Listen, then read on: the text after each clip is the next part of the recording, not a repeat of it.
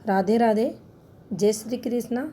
मेरे इस YouTube channel Shri Ganesh palmistry में आप सभी का स्वागत है। आज का अपना जो टॉपिक है, नवग्रहों का गर्भावस्था के दौरान जो शिशु रहता है उस पर किस प्रकार से प्रभाव देखा जाता है, इसकी जो श्रृंखला है उसको समझेंगे। और वह जो समय पीरियड 9 माह का रहता है, उसी समय पीरियड उसके जीवन में क्या बीमारी लगेगी, क्या उस ग्रह का पॉजिटिव फल उसके जीवन में आने वाले भविष्य में उसे मिलेगा, क्या नेगेटिव फल मिलेगा, ये सब उसके 9 माह के समय पीरियड में ही डिसाइड हो जाता है। तो चलिए देखते हैं। सबसे पहले हम बात करेंगे जो माता पिता हैं उनका जो समागम होता है उससे एक भ्रूण का विकास होता है, और उसी भ्रूण अवस्था से हम अगर पहले मास की अगर बात करेंगे तो देखिए, पहला जो माह रहता है, एक जो दोनों के समागम से अंडे का निर्माण होता है, वह समय पीरियड शुक्र का माना जाता है।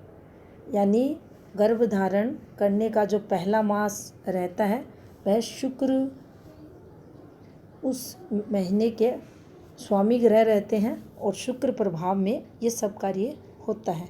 तो देखिए, शुक्र अगर जिस समय ये समागम किया जाता है उनका पॉजिटिव रहता है माता पिता का, तो निश्चित ही शुक्र का पॉजिटिव प्रभाव उस जातक के जीवन में देखा जाता है।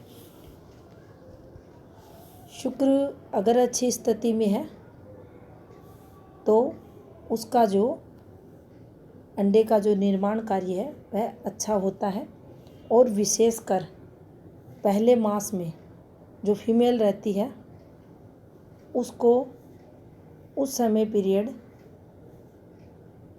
जो शुक्र से होने वाली डिजीज रहती है वह नहीं लगती। पॉजिटिव फल शुक्र का रहता है, और जैसे ही उस जातक का जन्म होता है, शुक्र की दशा अंतर्दशा चलती है, तो निश्चित ही शुक्र शुभ फल देने वाला उस जातक को रहता है। अब अक्सर आप एनालिसिस में देखते हैं, शुक्र ये हमारी हथेली में ये जो आपको एरिया दिखाई दे रहा है, शुक्र का है। शुक्र अगर पॉजिटिव है तो आप ये माने ऐसा जातक शुक्र से रिलेटेड जो इंटरनल पार्ट से जितने भी रोग रहते हैं, मेल है फीमेल है, उनको इससे रिलेटेड कोई प्रॉब्लम्स नहीं होती। परिवार का सुख है, पत्नी का सुख है, वैवाहिक जीवन का सुख है, संतान का सुख है, ये उस जातक के जीवन में देखा जाता है। अगर यहाँ पर हम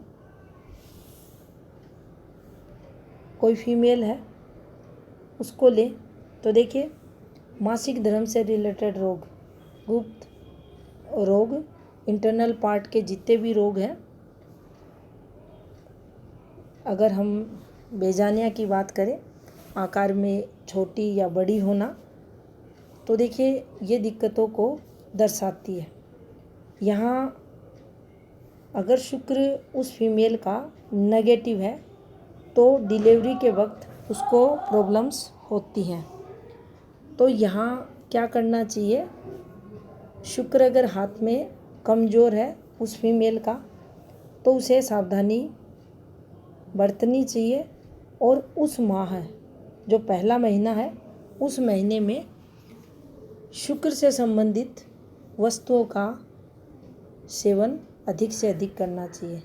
अब इसके अंदर जो घी है, दूध है, दही है, वो सब हम लेते हैं। शुक्र को पॉजिटिव बनाना चाहिए। अब देखिए, दूसरे माह पर हम चलते हैं, तिथियों पर भी चलेंगे, कौन से टाइम को अवॉइड करना चाहिए उनके बारे में भी जानेंगे। तो देखिए, सेकंड जो माह रहता है वह मंगल को दिया गया है। ये दूसरा जो ग्रह आपको दिखाई दे रहा है, ये पहला, ये दूसरा।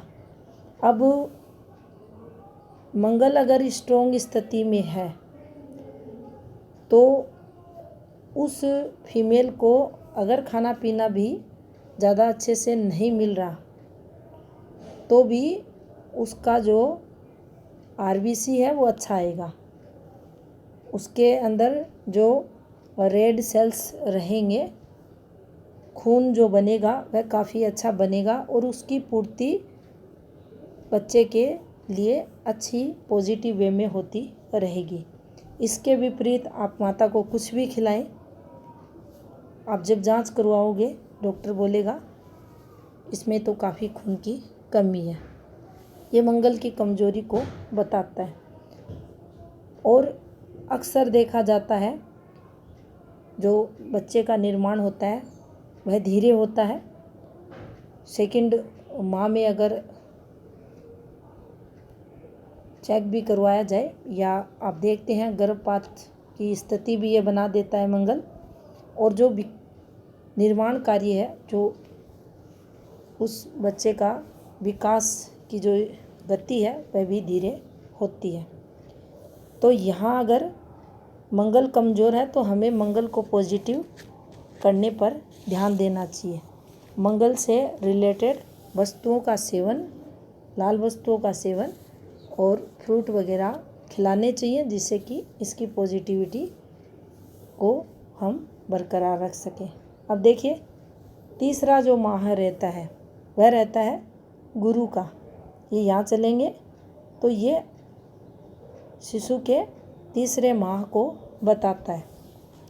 ये गुरु के प्रभाव का महीना रहता है और यही वह टाइम पीरियड होता है जब उस भ्रूण के अंदर आत्मा का प्रवेश माना जाता है। सबसे अच्छा और पवित्र समय ये और सबसे महत्वपूर्ण समय भी यही माना जाता है। अब देखिए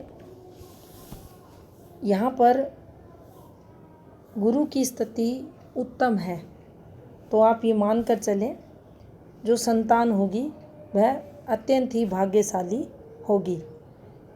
पिता के लिए, परिवार के लिए, सबके लिए लकी वह रहेगी और जीवन में उसको भी अपने सब कुछ मिलेगा। यानी गुरु हर वह चीज़ देने में सक्षम है जो इस संसार में हम जिसकी कामना करते हैं। गुरु की स्थिति अच्छी तो निश्चित ही उस बच्चे को भी गुरु की पॉजिटिविटी मिलेगी और वह भी गुरु के प्रभाव में जीवन में अच्छी शिक्षा ग्रहण करेगा, अच्छा परिवार मिलेगा, संपन्न परिवार मिलेगा और जीवन काल में पदवी भी वह प्राप्त करेगा। इसके विपरीत अगर गुरु कमज़ोर है, निर्बल है तो आप पाएंगे बच्चे की जो शिक्षा वगैरह है वह ज़्यादा अच्छी नहीं हो पाती और जैसे ही उसका जन्म होता है वह पीलिया रोग से भी ग्रसित होता है। ये गुरु की कमजोरी के कारण देखा जाता है। आमतौर पर ऐसे केसेस आपको वर्तमान समय में अधिक होते हुए दिखाई देंगे। अब यहाँ पर एस्ट्रोलॉजी की भाषा को अगर देखें तो देखिए 30 मार्च का समय फीमेल के अकॉर्डिंग ये नेगेटिव बताया गया है।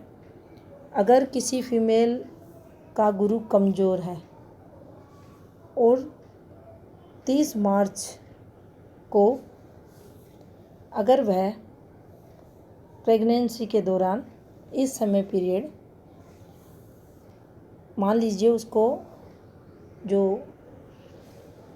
3 माह का समय पीरियड है उसमें 30 मार्च अगर आते हैं, हाथ में गुरु कमज़ोर है, कुंडली में गुरु कमज़ोर है तो निश्चित ही उसको संतान को लेकर संघर्ष भी होता है और वह जो बच्चा है भाई गुरु के नेगेटिव इम्पैक्ट जिसमें हमारा नर्वस सिस्टम वगैरह है, लीवर वगैरह है, ये कमज़ोर पराये देखने को मिलेंगे।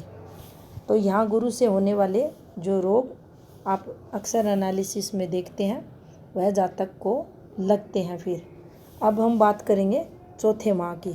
तो देखिए, चौथा जो माह है वह सूर्य को इसका स्थान दिया गया है और ये हमारी हथेली में सूर्य का पर्वत रहता है। तो देखिए, सूर्य अगर पॉजिटिव है तो निश्चित ही वह बच्चा जीवन काल में जो आत्मविश्वास की बात करें या उसके हड्डियों के निर्माण की बात करें या भाग्यशालीता की बात करें, शरीर के अच्छे निर्माण की बात करें, तो इस चौथे महीने में उसका देखा जाता है।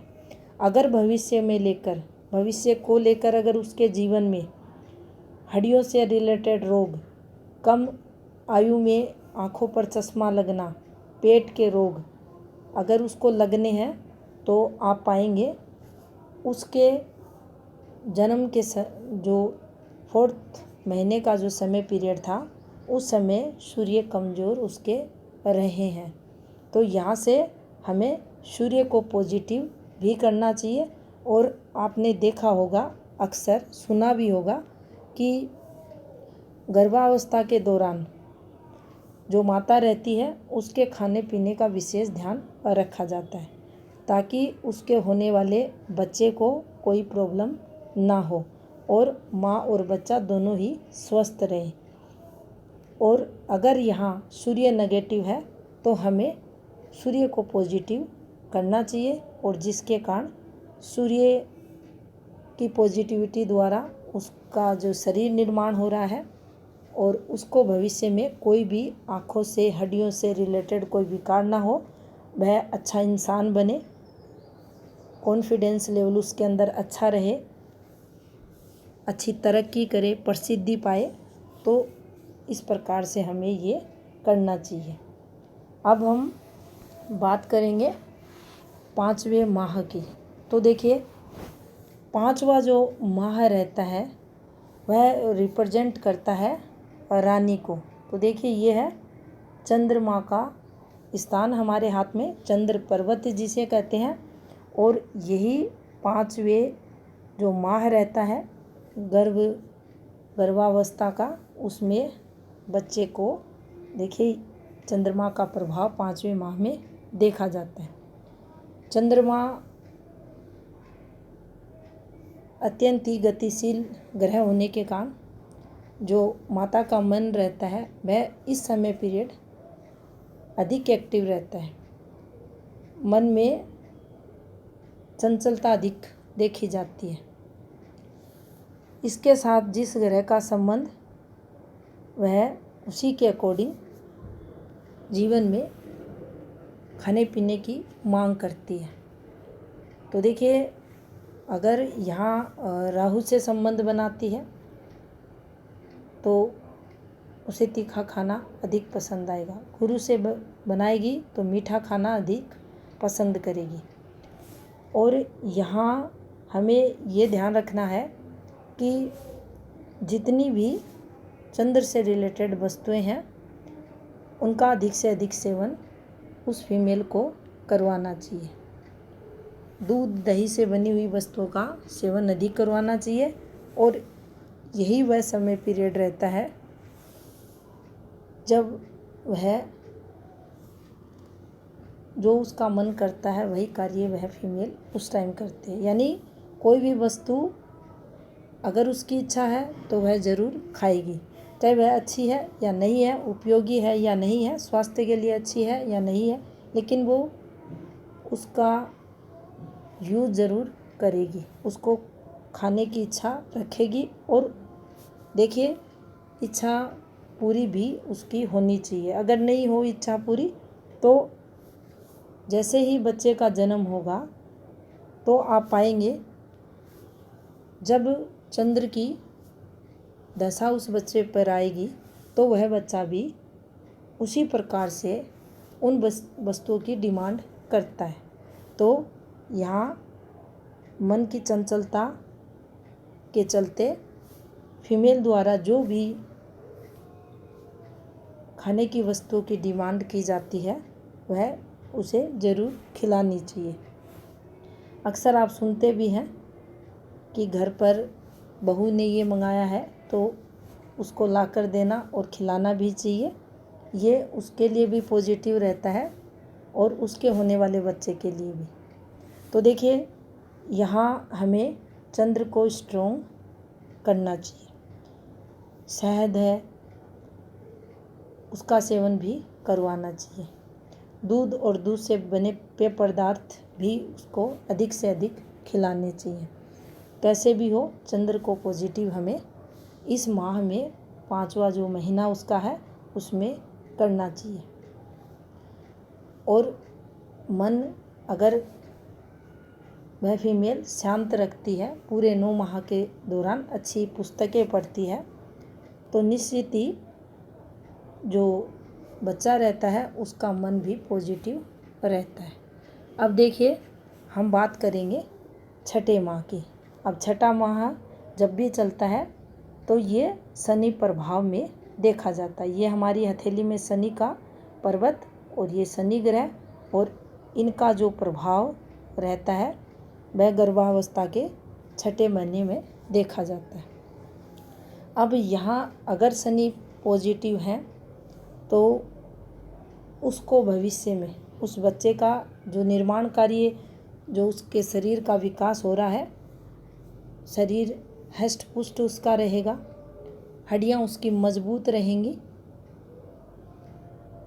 व्यक्तित्व उसका अच्छा देखा जाएगा, प्रभावशाली रहेगा, भाग्यशाली वह बनता है, भाग्यवान ये बनाता है उसको।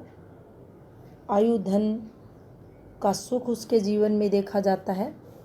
और शनि पॉजिटिव अगर है तो निश्चित ही उसका भाग्य प्रबल रहता है।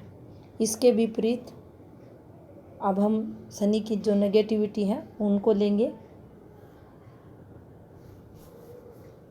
भाग्य में संघर्ष होना, दिक्कतें अधिक आना, पैरों के रोग लगना, हड्डियों के रोग होना, पैरालिसिस अटैक होना। अक्सर आपने कई पिछले वीडियो देखे हैं टीचिंग पामेस्ट्री से रिलेटेड, जो पैरालिसिस अटैक वगैरह जिसमें शनि का इन्वॉल्वमेंट किस प्रकार से रहता है, वो सब यहीं से देखा जाता है। अगर गर्भावस्था के दौरान बच्चे पर शनि का नेगेटिव इम्पैक्ट रहा तो भविष्य में उसे हड्डियों के रोग, पैरों के रोग, पैरालिसिस अटैक वगैरह से भी जूझना पड़ता है। तो इस माह में हमें शनि को पॉजिटिव करने की कोशिश करनी चाहिए। अब बात करेंगे हम 7वें माह की। तो देखो, 7वां माह जो रहता है उसे बुध ग्रह से प्रभावित देखा जाता है। अब यहाँ 7वें माह में बुध का प्रभाव उस बच्चे पर देखा जाता है और यही वह समय पीरियड होता है जब जो शिशु रहता है वह पूर्ण रूप से, जिसका अगर निर्माण की हम बात करें तो नाखून है, सर के बाल हैं वगैरह, सब उसके पूर्ण रूप से वह निर्माण उसका हो जाता है। और आपने देखा होगा कई बच्चों का जन्म जो होता है 7वें माह में हो जाता है। बुध स्ट्रॉन्ग है, निश्चित ही वह बच्चा 7वें माह में जन्म लेने के बाद भी जिंदा रहता है। उसकी डिलीवरी के समय कुछ दिक्कतें आती हैं लेकिन फिर भी वह जिंदा रहता है और लंबा जीवन जीता है। लेकिन कुछ बच्चे होते हैं जो 7वें माह में पैदा होने के बाद ख़त्म हो जाते हैं और उसका कारण अगर आप चेक करेंगे तो पाएंगे बुध काफ़ी कमज़ोर था। यहाँ बुध अगर स्ट्रॉन्ग है तो बच्चे के जीवन में बुध द्वारा पॉजिटिविटी देखी जाएगी। अब यहाँ बुध की नेगेटिविटी की अगर बात करें तो देखिए, 7वें माह के दौरान अगर बुध कमज़ोर है तो ऐसे बच्चे को पेट के रोग, स्किन के रोग, स्किन के जितने भी रोग रहते हैं, विशेषकर जो बुध का प्रभाव रहता है उसके अंतर्गत देखे जाते हैं। और भी ग्रह रहते हैं, केतु है, मंगल है, इनका भी इम्पैक्ट देखा जाता है। लेकिन सातवां जो माह है बच्चे का गर्भावस्था के दौरान, वह बुध को इसका अधिकार क्षेत्र मिला हुआ है। तो 7वें माह में बुध अगर कमज़ोर है तो आप देखेंगे बच्चे के जन्म के बाद वाणी से संबंधित रोग उसको लगते हैं, स्पष्ट वह नहीं बोल पाता है। तो ये बुध की नेगेटिविटी रहती है। इसके अलावा देखिए, अगर बुध कमज़ोर है तो उस स्थिति में हमें माता को अधिक से अधिक जो ग्रीन कलर की वस्तुएं रहती हैं, हरी वस्तुएं, उनका सेवन करवाना चाहिए। हरी सब्जियां खिलानी चाहिए, हरे जूस पिलाने चाहिए, ताकि बुध उनका पॉजिटिव हो और जो बच्चा है वह बुध के नेगेटिव प्रभाव से बच सके। अब देखिए, हमारे जो शास्त्र हैं, धर्म ग्रंथ हैं, सभी में अलग अलग प्रकार से कुछ तिथियां बताई गई हैं, कुछ दिनों को बताया गया है जो गर्भधारण के लिए अच्छे नहीं होते। तो देखिए, अगर एस्ट्रोलॉजी की भाषा में बात करें तो जब भी चंद्र राहु की युक्ति हो तो हमें ऐसे कार्य से बचना चाहिए। इसके अलावा जो भी चंद्र सूर्य ग्रहण होता है, जब भी होता है, उन दिनों को भी हमें अवॉइड करना चाहिए। पूर्णिमा के दिन, अमावस्या के दिन, संध्या के समय, जब पूजा पाठ का समय होता है, कभी भी ये कार्य नहीं करना चाहिए। मध्य रात्रि के समय भी नहीं करना चाहिए। और राहु काल में विशेषकर जो 7 डे में हर दिन अलग अलग समय, इस कार्य से हमें बचना चाहिए। इसके अलावा जो रिक्ता तिथि रहती है उसके अकॉर्डिंग अगर हम इसे समझें तो देखिए, चतुर्थी और नवमी और चतुर्दशी, इन 3 तिथियों को भी हमें समागम नहीं करना चाहिए। और जब भी कोई भी कपल है बच्चा करने की जब प्लानिंग करे तो उसे निश्चित ही पॉजिटिव मन से, शांत मन से, मन में प्रसन्नता के भाव लाकर और इन तिथियों को अवॉइड करके पॉजिटिव समय में उस फीमेल को गर्भधारण करना चाहिए। और इन ग्रहों में से अगर कोई ग्रह नेगेटिव है तो उसको पॉजिटिव करने का प्रयास भी गर्भावस्था के दौरान करें, ताकि जो बच्चा हो वह अच्छा हो, उसको कोई प्रॉब्लम ना हो। तो ये थी इन्फॉर्मेशन नवग्रहों का गर्भावस्था के दौरान बच्चे पे प्रभाव से संबंधित। राधे राधे।